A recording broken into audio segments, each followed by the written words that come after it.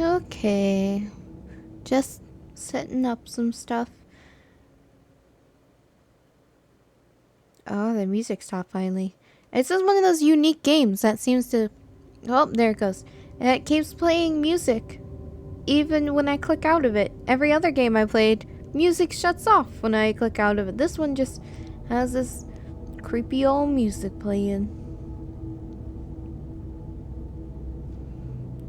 Looks like my mic's picking up my voice. Hopefully that means it's actually picking up my voice. I never know. It's a fun surprise of terror when it suddenly doesn't.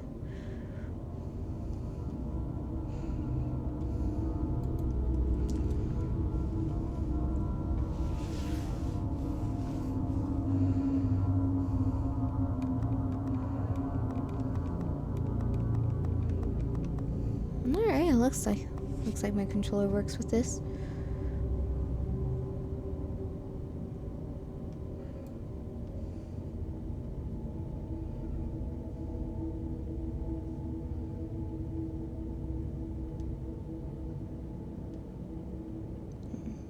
Shifted over this way. Okie dokie.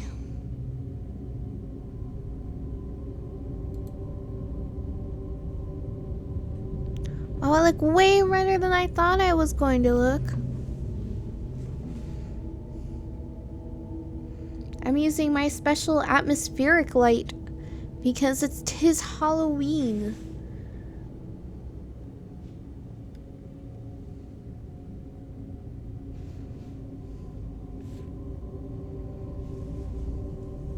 I think I am also need to wiggle myself around so I can get on camera.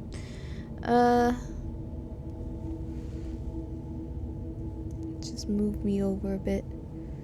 There I am. Hello, me.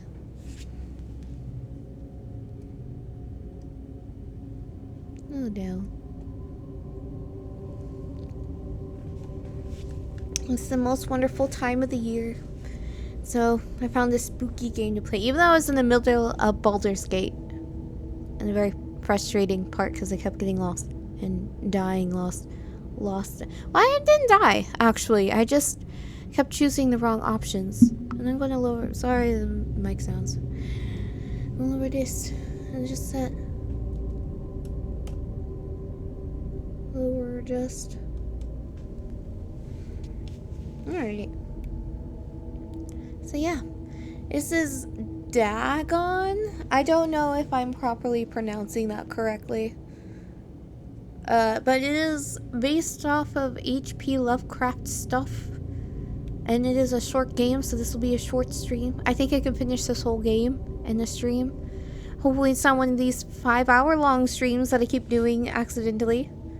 But yeah, and let me know if the music is too loud. Because it looked pretty loud. I turned it down. But, we'll see how it goes.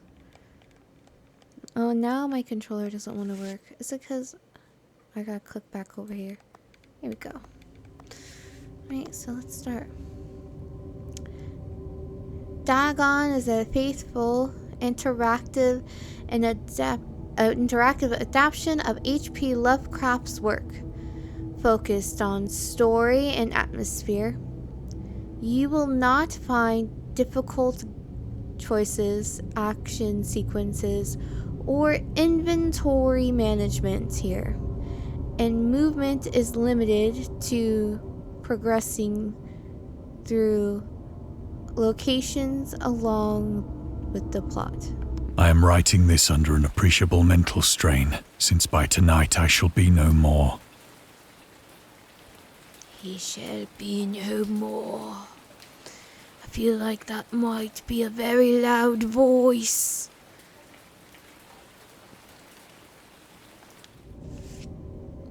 Oh, cool.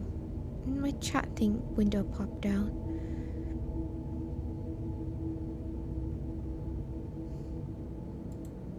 There we go.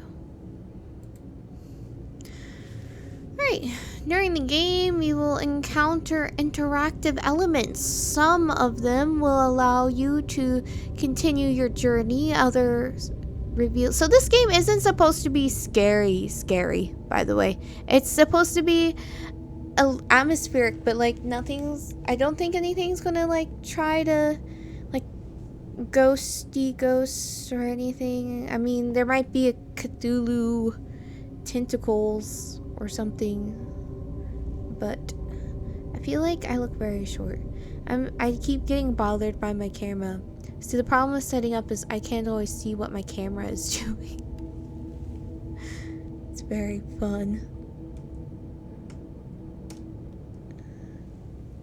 You can see my Scully shirt. My Nightmare Before Christmas shirt, which I feel like works for 2 holidays. Yeah, so it's not supposed to be terrifying. It's more psychological horror. It's not ghost. I mean, I could be completely wrong. I've never played this game before, so we shall see. I went on a tangent. Some of them will allow you to continue your journey. Others reveal interesting facts about the original short stories, its historical background, and the author. Also, this is educational. Is that what it's called? An entertaining and educational. Some of the trivia is hidden in order to find these secrets. Focus your eyes and look for the elder sign.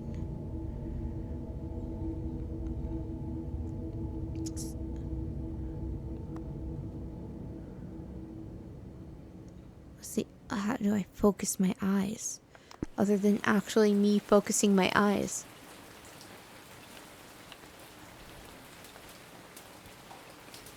Oh, okay. Oh, okay.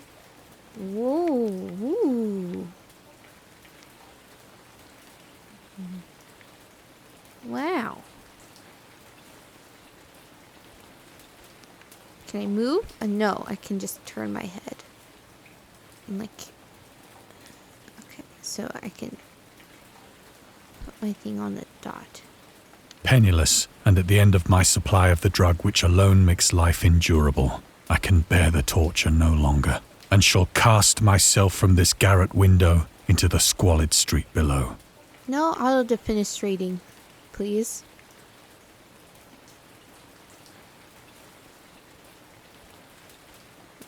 Are the cans important? Do not think from my slavery to morphine that I am a weakling or a degenerate. Okay. When you have read these hastily scrawled pages, you may guess, though never fully realize, why it is that I must have forgetfulness or death. Not cake or death? Was it tea, cake, or death? Oh, okay, I can look some more.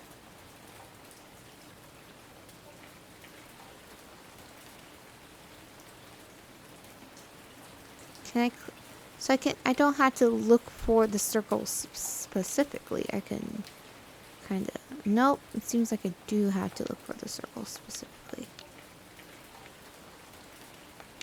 Yeah. Alright.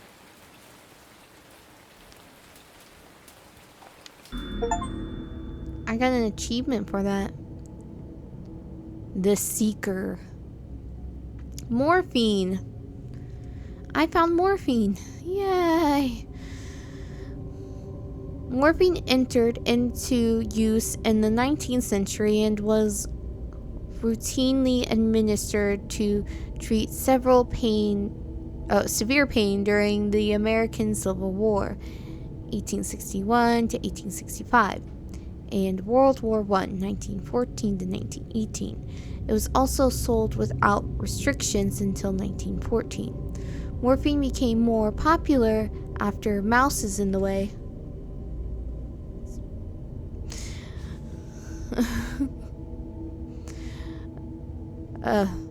Became more popular after the invention of the hypodermic syringe around 1854. Frederick Surturner. I'm 100% mispronouncing that name. Who first isolated the substance, originally named it morphium, after Morpheus, the Greek god associated with dreams. At the time when Dagon was published, morphine abuse, known as soldier's disease, already posed a big problem in the United States. You can read the Discover trivia immediately or go back to them later in the main menu. Turn off displaying trivia if you find that the feature distracts you from the story. This can be changed anytime in the options. Okay. I like the trivia. Trivia is cool. Who doesn't want to learn about morphine and its history? What about opium? That was a thing too. It was in one of the most open and least frequented parts of the broad Pacific that the packet of which I was supercargo fell a victim to the German sea raider.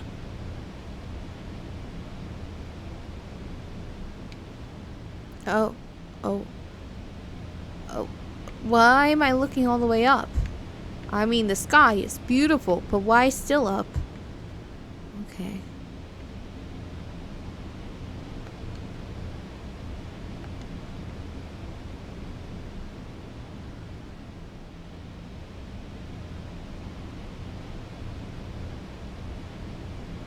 Yeah, but is there any cool stuff over here?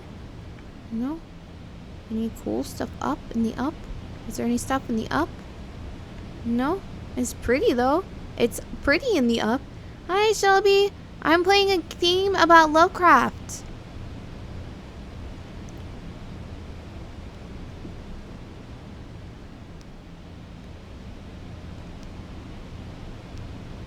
I suspect I won't have to murder anybody in this game.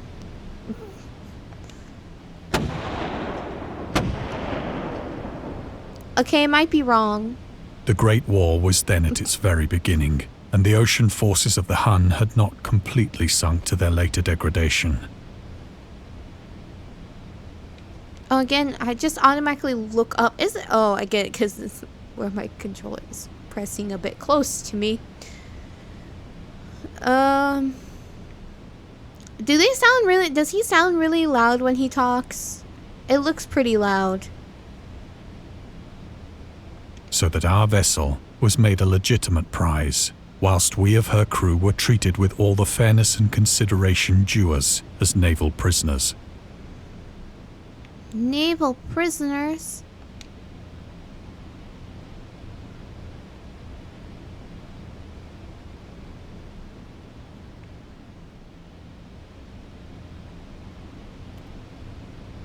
Is this where Cthulhu's gonna come out? It's a little loud. It looked like it. I don't know the word. Okay. Yeah. Because there's no test option in the voices. So. What?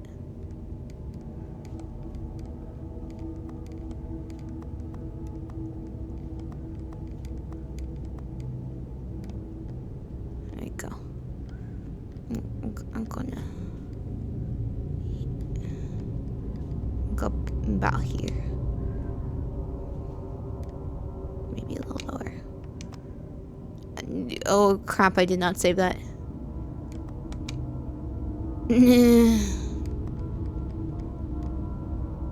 No.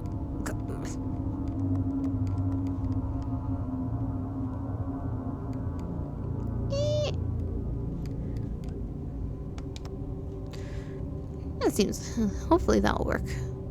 I guess we'll find out. Is there anything in the up now? Oh, there's a thing. There's a question mark. Good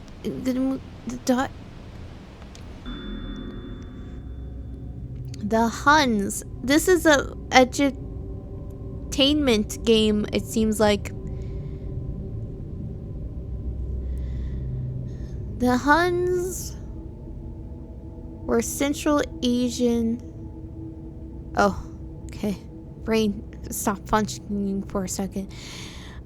Nomads who established a dominion in Europe and invaded the Roman Empire in the 5th century AD. They were known as brutal, deadly warriors and masters of quick raids who also developed powerful composite bows, lassos, and early siege weapons.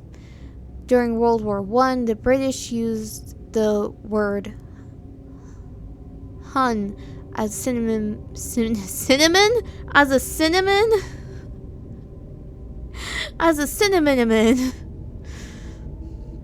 for Germans. Wait, what? Okay. Whatever.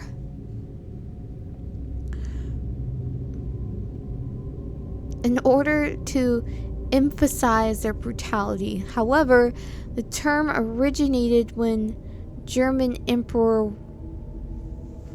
Wilhelm II gave a speech to his troops on 27th July 1900. That don't like how that date was worded. Before they embarked, I gotta move my mouse again, to China. Should you encounter the enemy, we will be defeated. No quarter will be given. Prisoners will not be taken. Whoever falls into your hands is forfeited. Just as 1,000 years ago, the Huns under their king Attila made a name for themselves that even today makes them seem mighty in history and legend. May the name German be affirmed by you in such a way in China that no Chinese will ever again dare to look cross-eyed at a German. Okay. The refusal to take prisoners was a clear breach of the laws and customs of war adopted during the First Hue Convention of 1899. This is a lot of history. This is a very educational game. I can see why people turn it off. It's making it less spooky.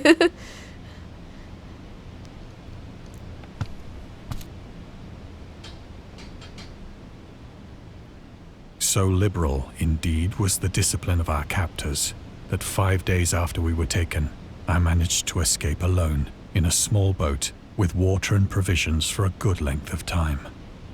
How's his voice now? Is he better?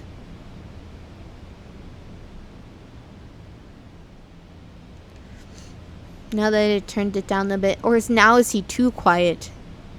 Because I feel like that's a strong possibility that he's too quiet now. I looked at the red light. Oh no. Why did I do that to myself?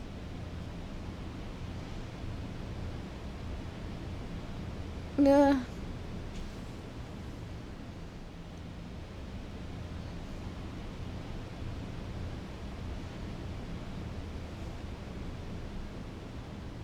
It's okay. Who needs eyesight?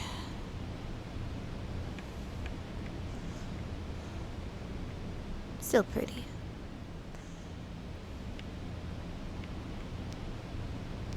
Okay. I keep trying to use the other button. When I finally found myself adrift and free, I had but little idea of my surroundings. Soldier in unbroken blue. Wait, what? When I found myself adrift and free, I had but little idea of my surroundings. Never a competent navigator, I could only guess vaguely by the sun and stars that I was somewhat south of the equator. You're no Moana. Of the longitude, I knew nothing, and no island or coastline was in sight. Okay.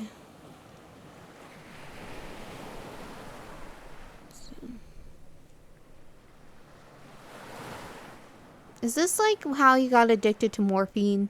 Is this what you're explaining to me?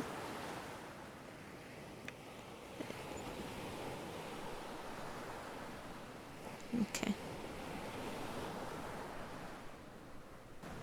Was it? I thought you were Dot. You got a little oil lamp there.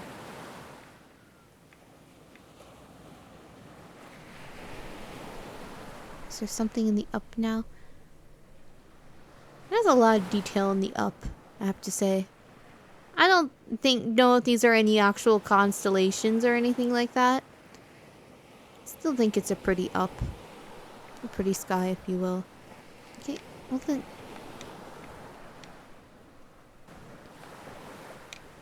What do you want me to click on?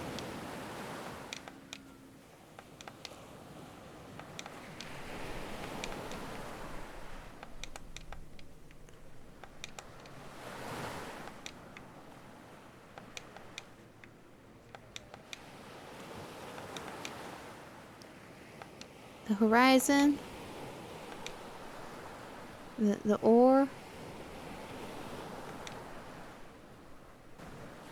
You want me to do something, game. But I don't know what you want me to do. And I'm limited in my movements.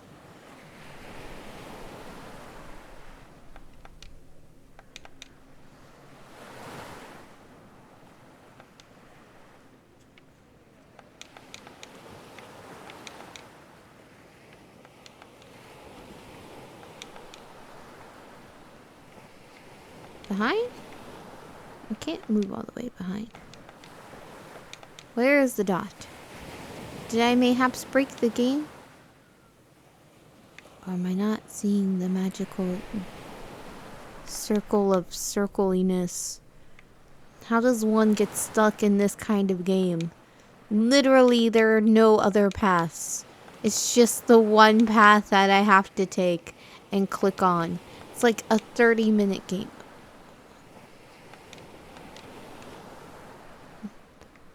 Okay, well then what's over here?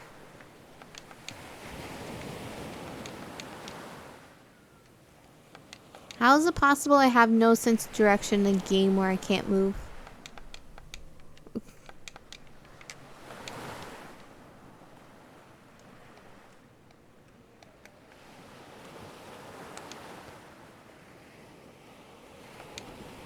Okay.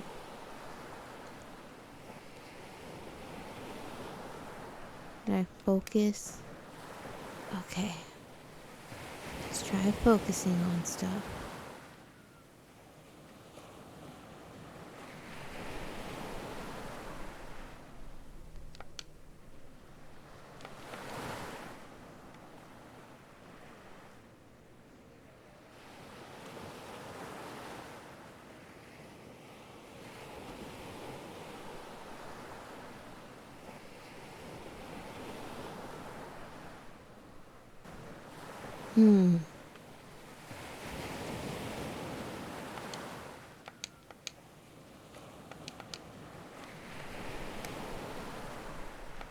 I mean, that's what people look at the stars to navigate.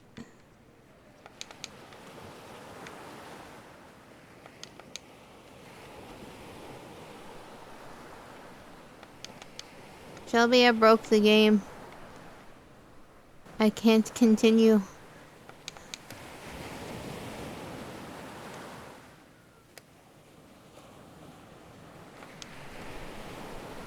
I don't have an ore over here. Can I focus on the ore? How do I do that?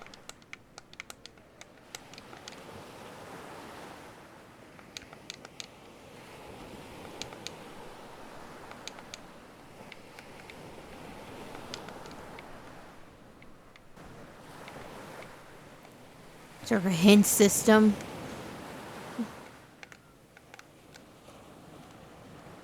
So both these buttons do the same thing.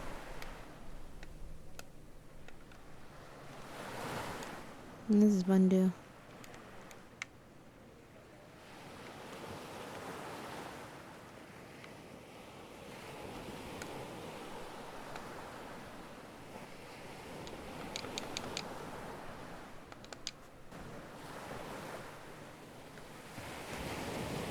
Is it like in the flame?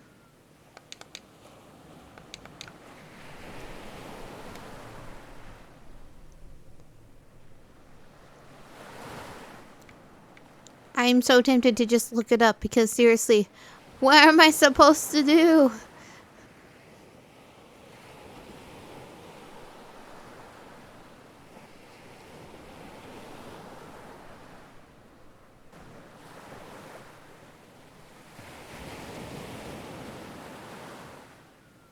This is not the game you should need a walkthrough for.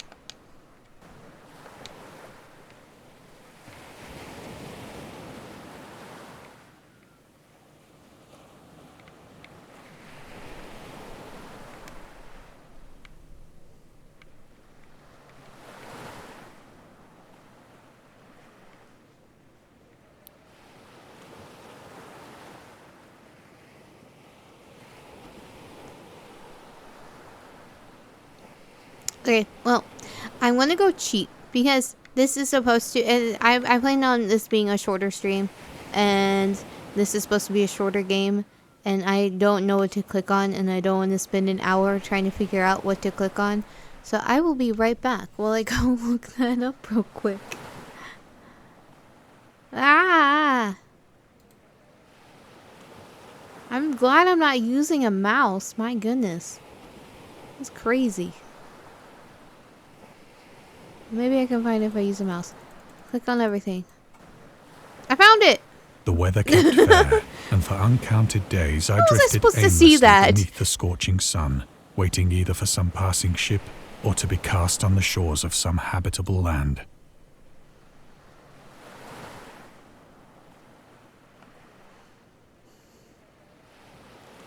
Great.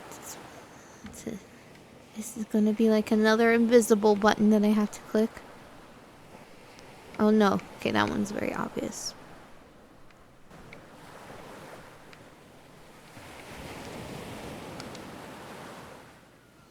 But neither ship nor land appeared, and I began to despair in my solitude upon the heaving vastness of unbroken blue.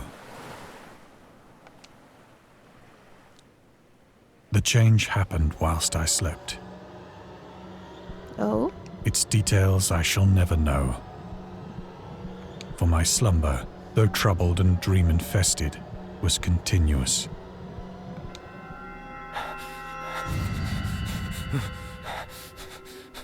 Ew. Gross. Ew.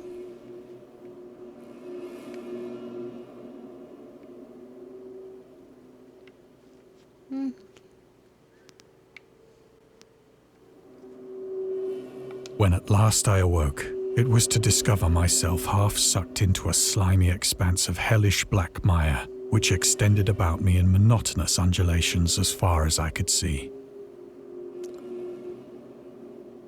A mire is something that's not quite a swamp, but still a lot of mud, right? I don't think I've ever seen a mire before.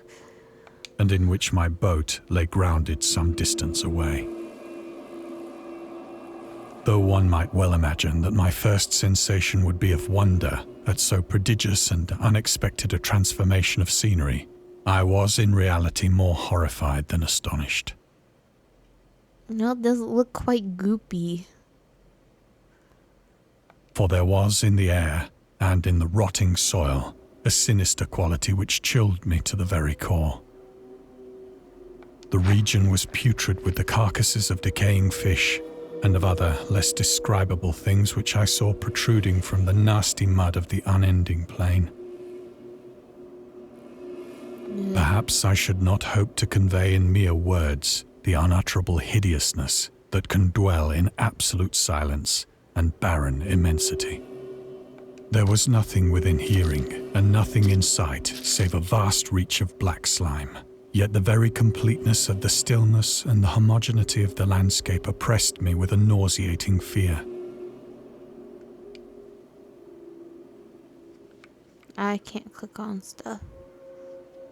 I mean, the sky is still pretty. Just look up. The sun was blazing down from a sky which seemed to me almost black in its cloudless cruelty, as though reflecting the inky marsh beneath my feet. So it's a mosh pit?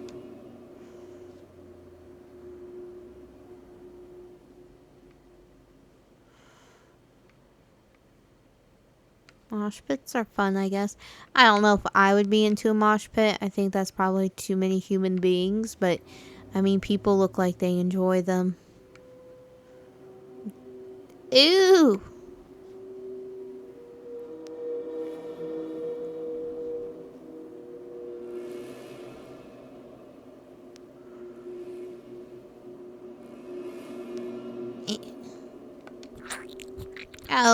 Oh, oh, the noise. Not As I the crawled goopy into noise. the stranded boat, I realized that only one theory could explain my position. You were asleep? Through some unprecedented volcanic upheaval, a portion of the ocean floor must have been thrown to the surface, exposing regions for which innumerable millions of years had lain hidden under unfathomable watery depths. I mean, I would have assumed I was asleep. So great was the extent of the new land which had risen beneath me that I could not detect the faintest noise of the surging ocean, straining my ears as I might. Nor were there any seafowl to prey upon the dead things.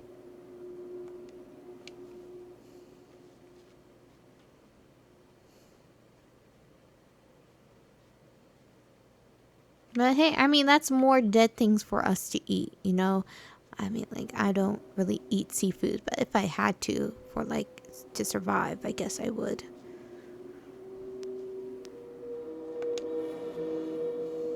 For several hours I sat thinking or brooding in the boat, which lay upon its side and afforded a slight shade as the sun moved across the heavens. As the day progressed, the ground lost some of its stickiness and seemed likely to dry sufficiently for traveling purposes in a short time. That night I slept but little, and the next day I made for myself a pack containing food and water, preparatory to an overland journey in search of the vanished sea and possible rescue.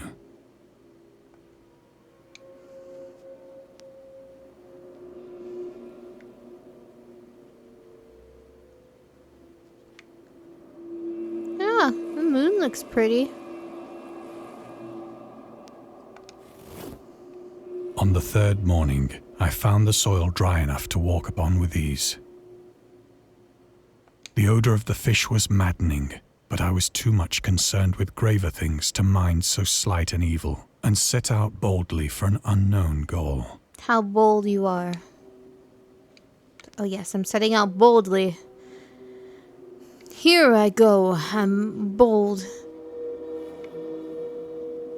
Bold, bold, bold, bold, bold. Bold steps. Bold, boldness. Boldy, boldy, boldness. All day I forged steadily westward, guided by a faraway hummock which rose higher than any other elevation on the rolling desert. A faraway what? What's a hummock? I know what a hammock is, and I know what a hum is. What's a hummock?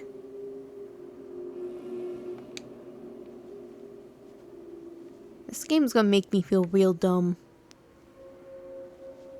I can already sense it.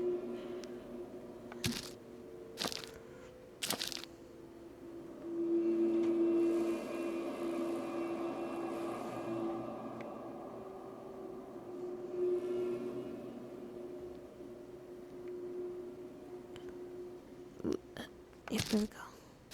Squish, squish, squish. That night, I encamped, and on the following day still travelled toward the hummock, though that object seemed scarcely nearer than when I had first espied it. Are we just ignoring the giant tentacles that are like on the side? No! I am playing a creepy game for Halloween. I'm going to be playing creepy games for Halloween until after Halloween. That's what I'm going to be doing. This one's supposed to be short, but I'm not very good at that. Okay. I mean, I'm short, but apparently I can't play any games the way I'm supposed to. Squish, squish. By the fourth evening, I attained the base of the mound, which turned out to be much higher than it had appeared from a distance. So, is a hummock like a mound thing?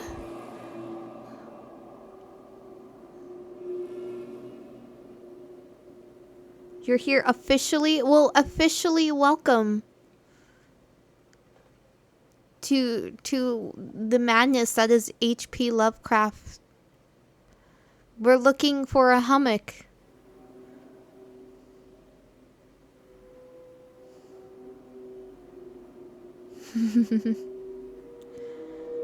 I don't know what a hummock is, but we were looking for a hummock. And I've learned lots of things, like about morphine. And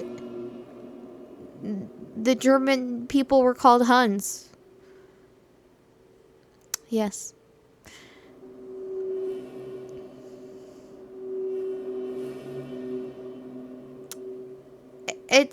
It's spelled H-U-M-M-U-C-K, I think. I don't remember. It's spelled... I didn't pay that much attention to how he spelled it. I was distracted by the fact that he said hummock. An intervening valley setting it out in sharper relief from the general surface. I don't know if he's going to say hummock again. Too weary to ascend, I slept in the shadow of the hill. I guess this hill is not a hummock. I know not why my dreams were so wild that night. I would have assumed that I was dreaming this whole time, but he thinks he's not dreaming. Oh. Like it seems like it's a smaller hill. Like bigger than a mound, but smaller than a hill, I think is what I'm going by context clues. But ere the waning and fantastically gibbous moon had risen far above the eastern plain, I was awake in a cold perspiration, determined to sleep no more. You were determined to sleep no more? Such Okay. visions as I had experienced were too much for me to endure again. It's fine. And in the glow of the moon, I saw how unwise I had been to travel by day. Look how pretty the up is. A smaller hill? Okay. I figured she would know. But the up is so pretty. Look how pretty. It's so pretty. I mean, like, there's all this goo and tentacle stuff happening around me. But, you know, if I was him, I would just be looking at the up all the time.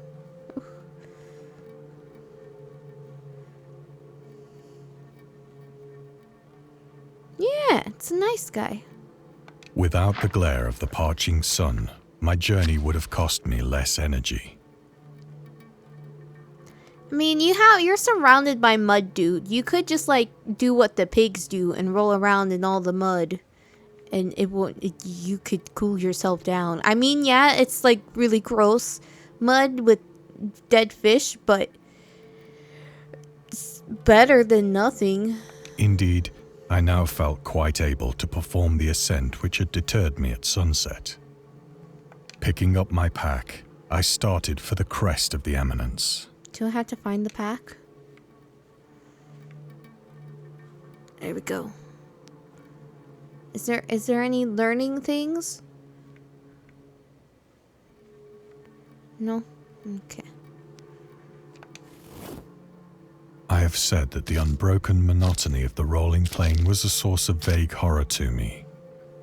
I haven't started that long ago. So it started off with him in his room. He's about to like auto defenestrate, you know, and I clicked on something that I didn't mean to. But that seemed to be the right thing to click on. And we learned about his morphine thing. And then we learned about the history of morphine. And then he starts talking about him getting captured on a boat. And they let him go in a boat, little tiny boat by himself. And when he woke up, he was in this gooey land after being on the sea for a long time. And like there's tentacles and dead fish, and his boat's all turned over, and he doesn't know what's going on, and he waited a bit, and now he's walking around. That's what happened.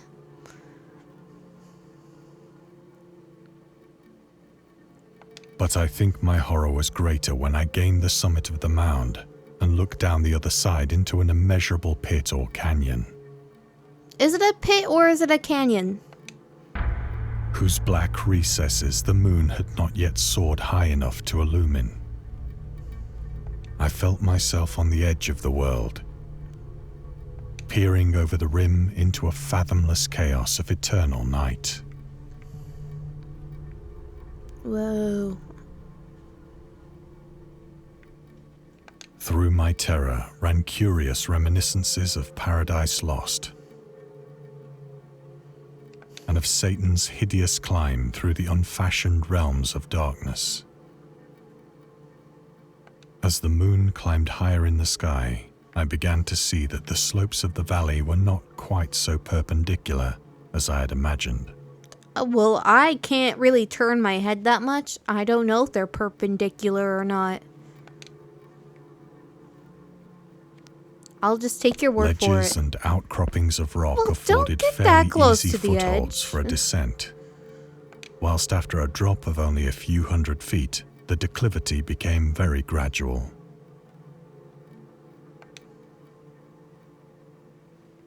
Okay, are we going to try to climb down? I guess so.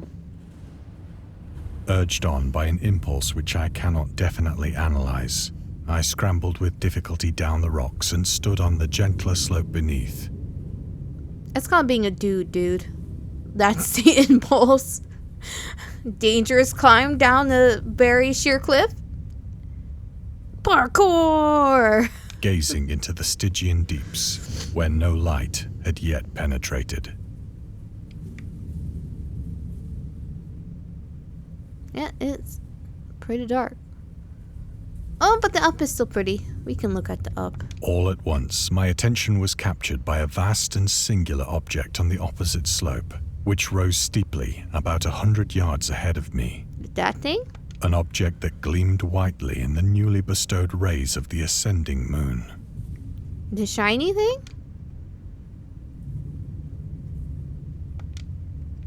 Am I supposed to... I feel... Oh, okay. Don't touch the shiny thing. I have to climb over here. And then look at the shiny thing. That it was merely a gigantic piece of stone, Parkour! I soon assured myself. I mean, like... And of course, if it's a shiny thing in a weird place that you don't understand how you got there, or why you got there, or why the just weird tentacly thing still tentacling around for some reason, and you spot a shiny thing, you touch it. But I was conscious of a distinct impression that its contour and position were not altogether the work of nature. A closer scrutiny filled me with sensations I cannot express. I feel like you have enough of a vocabulary that you could probably express your feelings. For despite its enormous magnitude and its position in an abyss which had yawned at the bottom of the sea since the world was young, I perceived beyond a doubt that the strange object was a well-shaped monolith, Very astute. whose massive bulk had known the workmanship and perhaps the worship of living and thinking creatures. Dazed and frightened, yet not without a certain thrill of the scientist's or archaeologist's delight. I examined my surroundings more closely. Okay. Is any more educational things? Nope. Okay. Keep going. Oh, the sound though. The goopy sound of him walking around. The moon, now near the zenith, shone weirdly and vividly above the towering steeps that hemmed in the chasm. I hope this moon stuff isn't going to come into play, because I haven't really been paying attention when it's zenithing and when it's gibbosing. And revealed the fact that a far-flung body of water flowed at the bottom, winding out of sight in both directions, and almost lapping my feet as I stood on the slope. Yeah, who just yeeted this water over here like that? Across the chasm, the wavelets washed the base of the Cyclopean monolith, on whose surface I could now trace both inscriptions and crude sculptures. Oh yeah, it was worse when he was walking in the goopy mud.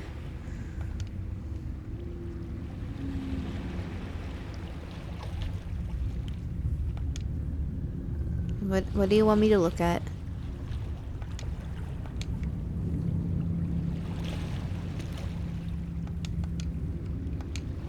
No? The water? Sometimes that arrow is well hidden. Oh, up! All the way up. Okay. The writing was in a system of hieroglyphics unknown to me, and unlike anything I'd ever seen in books. How are you seeing that? You're quite far away. Consisting for the most part of conventionalized aquatic symbols such as fishes, eels, octopi, crustaceans, mollusks, whales, and the like. Several characters obviously represented marine things which are unknown to the modern world, but whose decomposing forms I had observed on the ocean-risen plain. It was the pictorial carving, however, that did most to hold me spellbound. Oh, here's a question mark. Dagon contains... I don't know if I'm pronouncing... I feel like it is Dagon, but you know, he's so fancy that I don't know if I'm pronouncing that correctly. Could be like Dago or Dagoon. Dagon contains mainly themes and storytelling methods that Lovecraft developed in his later works, such as telling the story through carvings at the Mountains of Madness, the Nameless City, journals and characters notes, the Shadow Out of Time, the Haunter of the Dark, islands emerging from the mouse always in the way.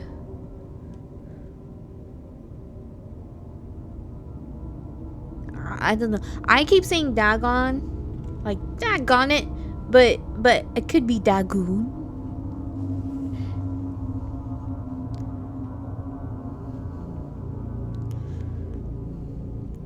And watch, it's like, no, it's called Steve.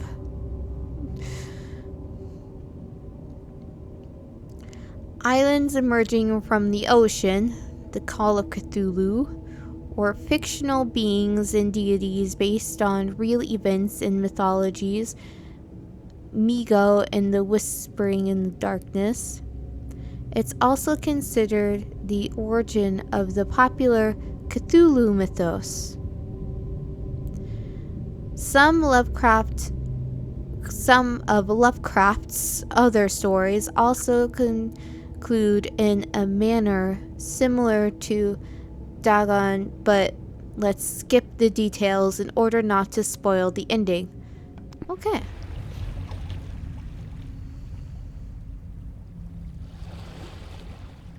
Yeah, the Steve is silent. The Steve is silent. You have to get it from context clues.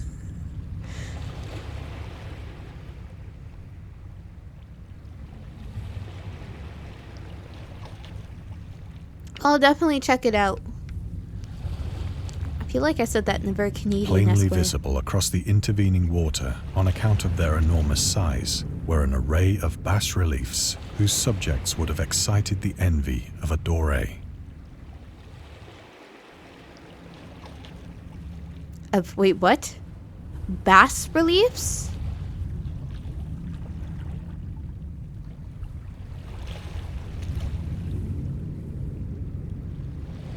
Are those the waves? I think that these things were supposed to depict men, at least a certain sort of men. What kind of men? Though the creatures were shown disporting like fishes in the waters of some marine grotto. The mermaids. Or paying homage at some monolithic shrine which appeared to be under the waves as well. Of their faces and forms I dare not speak in detail.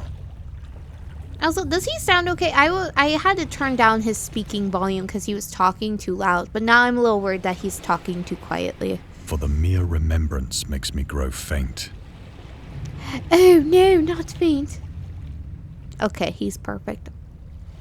He's going to be faint. Someone catch him. Grotesque beyond the imagination of a Poe or a Bulwer. They were damnably human in general outline, despite webbed hands and feet, shockingly wide and flabby lips. Wait, excuse me? Oh, okay. That description caught me off guard. You're not an old lady. Glassy, bulging eyes, and other features less pleasant to recall.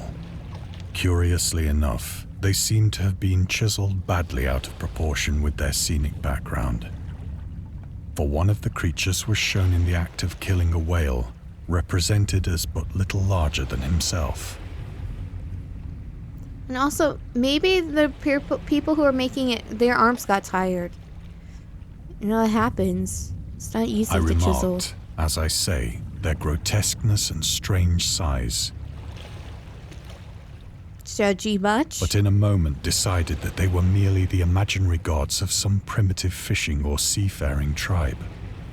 Some tribe whose last descendant had perished eras before the first ancestor of the Piltdown or Neanderthal man was born. Okay.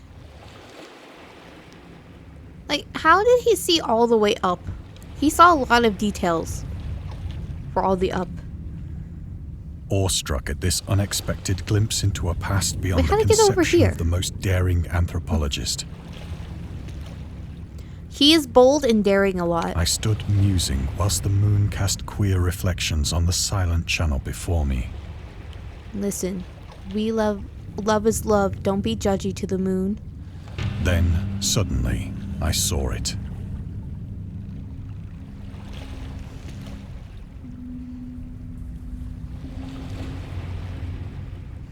I guess so. And then parkour. With only a slight churning to mark its rise to the surface, the thing slid into view above the dark waters. Vast, Polyphemus-like and loathsome, it darted like a stupendous monster of nightmares to the monolith. Okay, it's because he heard you talking smack about Which the it flung carvings. its gigantic scaly arms, the while it bowed its hideous head and gave vent to certain measured sounds. Okay, I feel like the controller did not need to vibrate that much. I think I went mad then. Just then? Only then? Okay. Of my frantic ascent of the slope and cliff, and of my delirious journey back to the stranded boat, I remember little.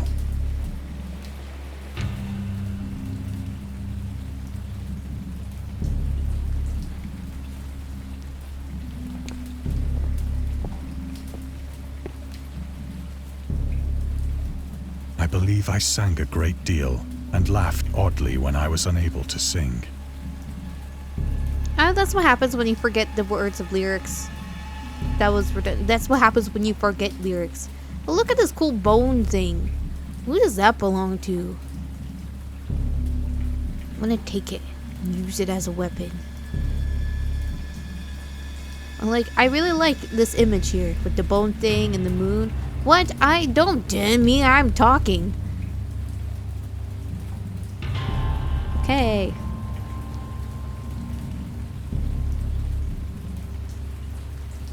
I'm supposed to click on something.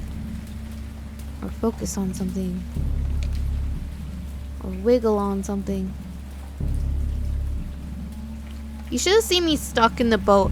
I got so stuck in a boat, I almost had to leave and look for a walkthrough to figure out what thing I was supposed to click on. This is supposed to be like an easy game that's almost impossible. Oh, I see it. Impossible to fail, but the circle was basically surrounded by light colors and I couldn't see it. I have indistinct recollections of a great storm sometime after I reached the boat. You know what plus side about all this rain is? You can gather some water because you probably haven't drinking anything in a while. I didn't do it. I wiggled my mouse around and like spaz clicked on everything and then I found the circle. At any rate, I know that I heard pearls of thunder and other tones which nature utters only in her wildest moods. Just get her some chocolate, she'll be fine. Oh, we passed out. When I came out of the shadows, I was in a San Francisco hospital. I don't like this angle. Makes my brain hurt. Brought thither by the captain of the American ship which had picked up my boat in mid-ocean. Delirious but free is the trophy I just got. I didn't like it. In my delirium, I had said much, but found that my words had been given scant attention. No, that's because if you're crazy, no one wants to listen to you. Of any land upheaval in the Pacific, my rescuers knew nothing. Nor did I deem it necessary to insist upon a thing which I knew they could not believe. Yeah, that's fair. And that's how I got addicted to morphine, is what I think he's going to say. The journalist came. Lovecraft was a prominent figure in the world of amateur journalism in 1915. He started publishing his own journal called The Conservative. Boring. I read that part. Which included political and social commentary, poetry, short stories, and literacy criticism written by him and other authors. Why are you calling it The Conservative? Howard was a skilled wordsmith, I can tell so far in the game. He is very wordy. But he also took criticisms to heart. One of those people. Which resulted in his decision to step away from writing poetry and concentrate on just judging other people for it. On weird fiction again for the first time since his teenage years. Dagon, published in 1919, is one of the short stories, and again the mouse loves to just be in the way. Short stories written during that period. An example excerpt from The Conservative. The master of horror fiction explains his attitude towards warfare and the idea of world peace. Why any sane human being can believe in the possibility of universal peace is more than the conservative can fathom.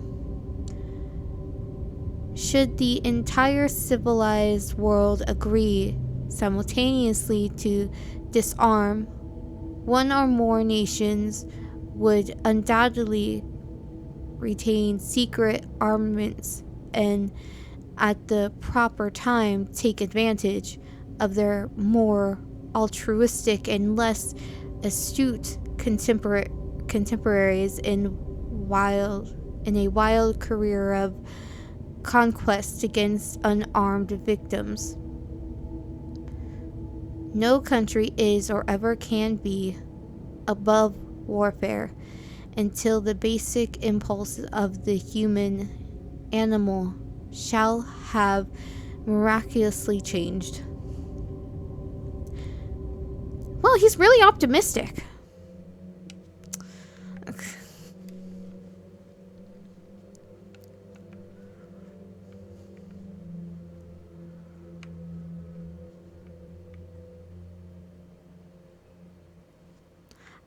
I love this thing, and this game is considered a visual novel, by the way, in like Steam. That they have the holy light that happens outside windows, so they don't have to show details outside of windows. So no matter what time it is, it's just like oh, all the time. What am I supposed to click on now? Myself, the blanket, the up. Ah, okay, I see it.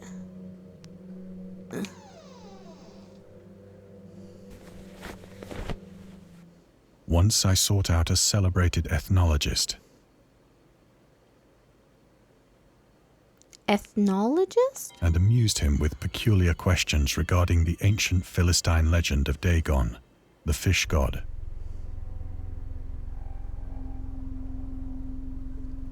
Yeah, always. My favorite visual novel thing to do, which is clever and I love it, but it's like very obvious, is the sheen on clocks, so you can never see what where the hands are pointing on the clock, so you don't have to worry about it telling you what time of day it is.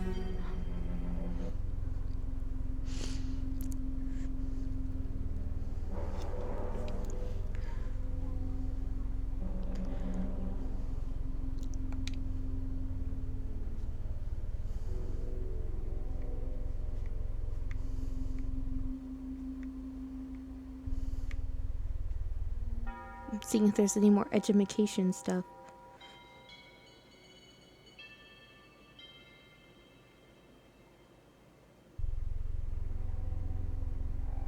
Yeah, because otherwise the clock will only be right twice a day. And people will point it out. Okay, correction. I will point it out. Always. Without fail. I will point it out.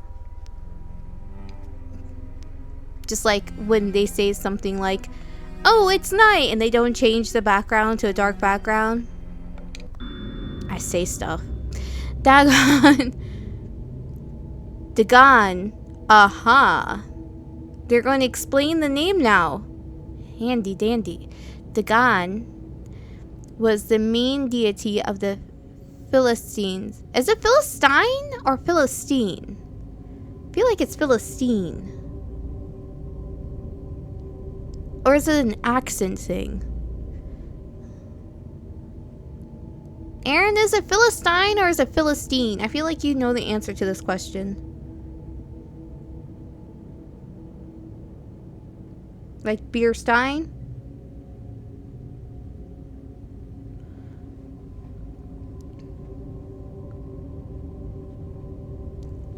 Because I never knew if people would be like, oh, you Philistine, because their accent, that was a bad accent. Either works.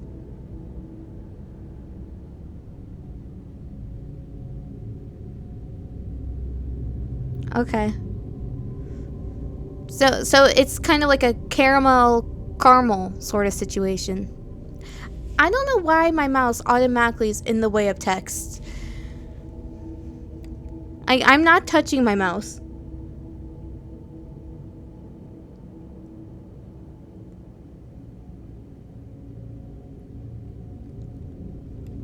Poor doggies. Let them be relieved. Dagon was the main deity of the Philistines, worshipped throughout the Middle East as the ancient god of fertility and crops. In Hebrew, the word Dagon, I feel like I might be pronouncing that wrong too. is a common noun for grain. The rulers of Akkad, Mesopotamia, chose him as the patron saint of their war conquests. He also appeared as the judge of the dead in Assyrian poem and an underworld prison warder in one of the Babylonian texts. He is often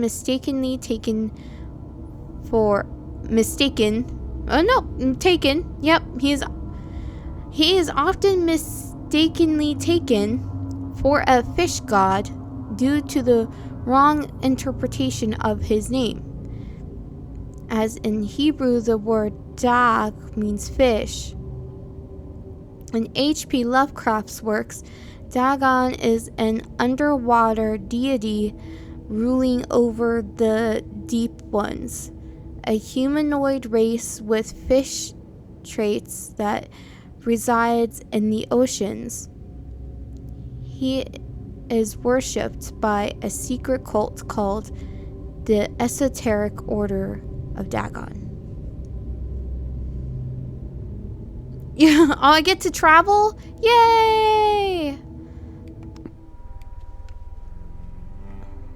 So, no, it is Dagon then. Oh, the dot is all the way over here then. Is there ever a time when there's more than one edutainment thing? Why was I was sitting in that chair? But soon perceiving that he was hopelessly conventional, I did not press my inquiries. Oh, how boring. I feel like this makes my hair look super red.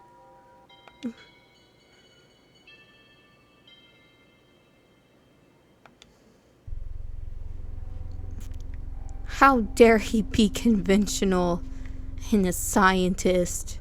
Ugh.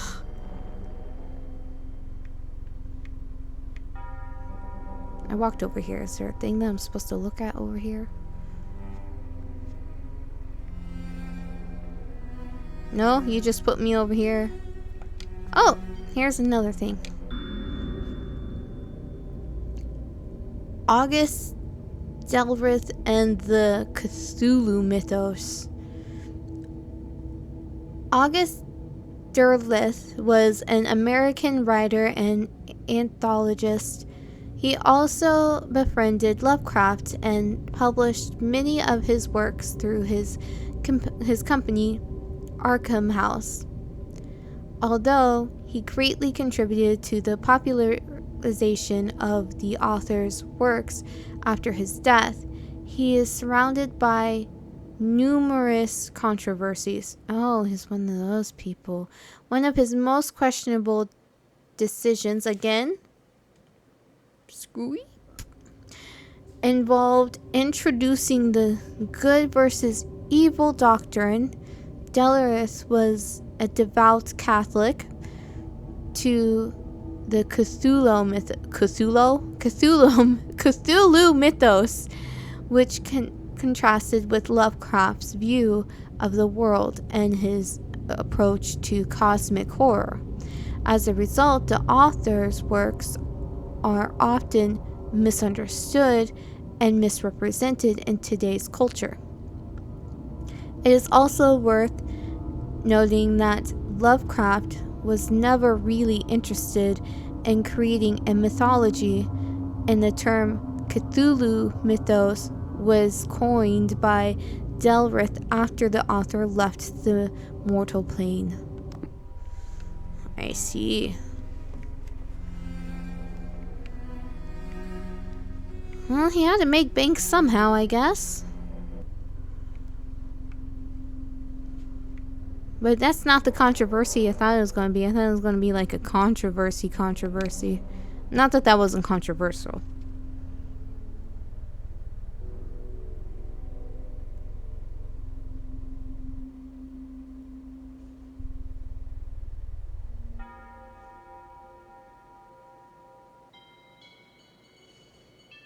Oh.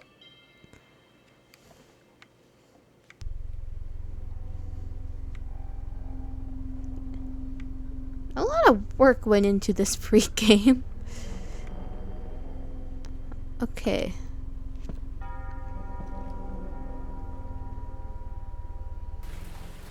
It is at night, Oh. especially when the moon is gibbous and waning, that I see the thing.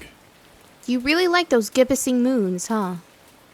I tried morphine, Yes, we know. but the drug has given only transient surcease, and has drawn me into its clutches as a hopeless slave. Yeah, drugs do that, man. So now I am to end it all, having written a full account for the information or the contemptuous amusement of my fellow men. I mean, I guess they didn't have Dare back in the day. What's this thing? That's what I want to know. That looks like an interesting thing. What is that? Yeah, I read the thing about morphine. Oh, is this the what is this? Is this a different thing? Did he try a new medication? Oh, great, alcohol. Lovecraft on tobacco and alcohol. On tobacco. Yeah, he didn't. They didn't say on morphine, but they say on tobacco. Lovecraft hated tobacco, even though he used to smoke when he was 12. Different times, I suppose. In order to look and feel like an adult in his correspondence with friend Reinhard Kleiner, he claims that he quit as soon as he started wearing long pants. As opposed, and back in ye olden times, do you only wear shorts until you reach a certain age? He also had a very strong opinion about alcohol, as evidenced by his letter to Zelia Brown, dated 13th February 1928. As for the matters of drinking, I have never again have to move my mouse, never tasted intoxicating liquor, and never intended to, having a strong aesthetic disgust at anything which blunts or coarsens the delicate nature, natural equipoise of evolved humans' intellect and imagination. Again, this is a guy who got hooked on morphine. Drinking excited my personal repugnance, hence I don't drink. Let the herd do what they will. I am rather in favor of prohibition. The prohibition of anyone in antisocial force as well as of any other. Source: The Spirit of the Revision, Lovecraft's Letters to Zelia Brown, read Bishop H.P. Lovecraft. Okay, yeah, okay, that's just the source. Okay. Again, morphine okay though. I feel like morphine would dampen the whatevers even more, but you do you, bro. Often, I ask myself if it could not all have been a pure phantasm. A mere freak of fever as I lay sun-stricken and raving in the open boat after my escape from the German man-of-war. This I ask myself, but ever does there come before me a hideously vivid vision in reply. I cannot think of the deep sea without shuddering at the nameless things that may at this very moment be crawling and floundering on its slimy bed, worshipping their ancient stone idols and carving their own detestable likenesses on submarine obelisks of water-soaked granite. I dream of a day when they may rise above the billows to drag down into their reeking talons the remnants of puny, war-exhausted mankind. Of a day when the land shall sink, and the dark ocean shall ascend amidst universal pandemonium. Whoa. The mermaids have come to take back the land.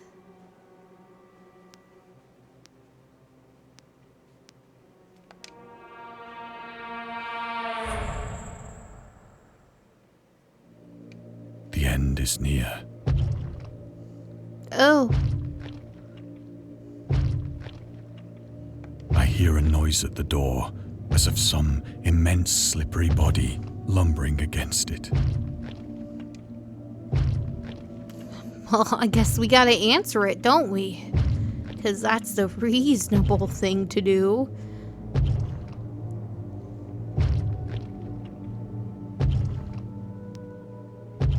Alright. It shall not find me.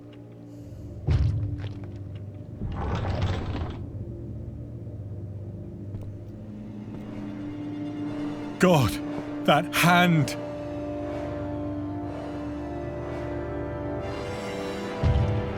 The window! The window!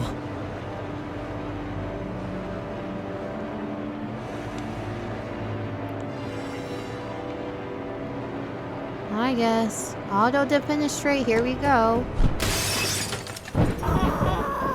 Nah, you can survive that. It'll be fine! Wow, so that was the whole game. No,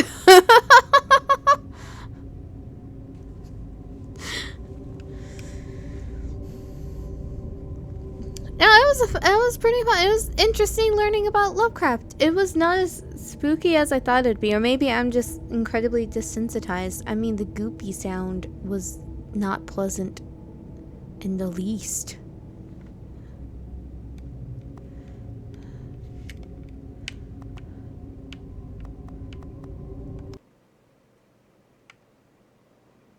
But it was pretty nice. It's a free game too. You just kind of click on stuff and you learn stuff. What? And scary stories have been accompanying men for centuries. They have many faces and forms. More's happening. But what is their purpose? Why do we enjoy being afraid so much? During our therapy, I'll try to... Is there other games?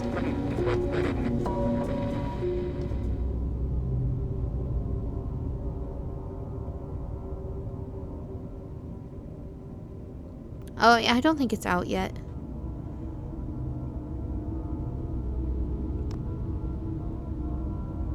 Oh, I missed. I guess did I miss some stuff?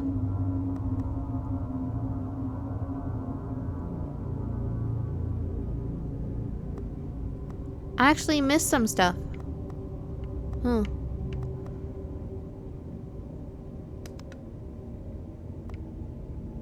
I missed a lot of stuff. Oh, no. Oh, this is... I just have the one thing. I don't have the other stuff. I just have Dagon.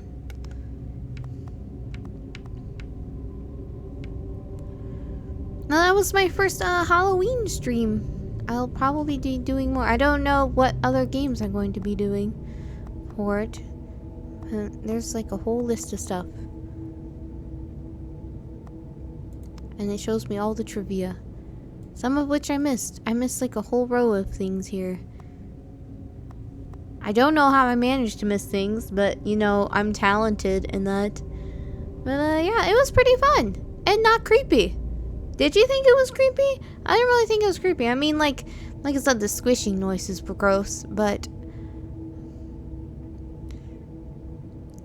I mean, it's cool to learn about Lovecraft and how he disliked alcohol and tobacco, but got hooked on morphine, and then also this dude kind of took over his weird stories. The thing about the Huns, didn't know about that. Oh yeah. So I will be back Saturday with something. I'll find another horror game. So, yeah. Everybody have a good night. So, good night. Bye-bye. Thank you for joining me with my Lovecraftian-ness.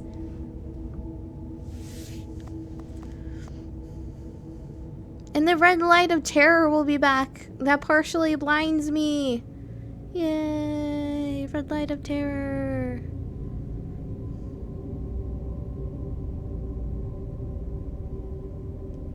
Night, night.